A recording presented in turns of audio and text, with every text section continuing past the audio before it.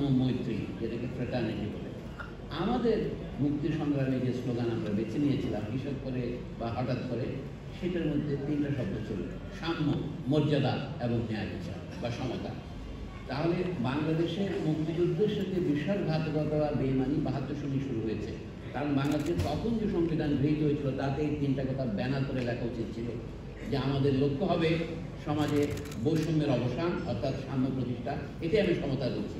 আমাদের হচ্ছে মানুষের মর্যাদা প্রতিষ্ঠা করা। মানুষের মর্যাদা প্রতিষ্ঠা করতে হলে তো গুম, খুন, ক্রসফায়ার, গানফাইট করা যায় না, মানুষকে লাঠি দেওয়া যায় না, মানুষকে সেফ হাউসে নিয়ে গিয়ে নির্যাতন করা যায় না।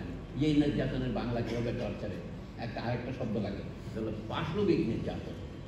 মানুষ পশুকে যেভাবে নির্যাতন করে, পশুকে নির্যাতন করা অন্যায়, কিন্তু মানুষকে যখন আপনি আর মানুষ গণ্য করেন না, তখন তাকে আপনি পশু হিসেবে পিটাতে থাকেন।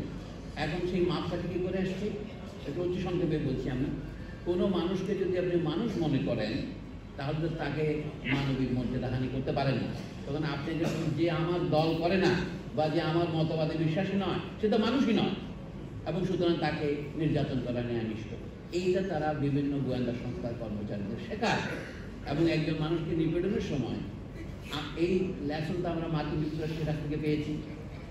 আফগানিস্তানের যে সমস্ত তালিবান যোদ্ধা তাদের কাছে ধরা পড়েছিল, তাদেরকে তারা কিউবার গুয়ান্তানামো বেতে নিয়ে গেছে, এবং সেখানে তারা তাদের কেউ অত্যাচার করেছেন, তাদের নাম দিয়েছে কি?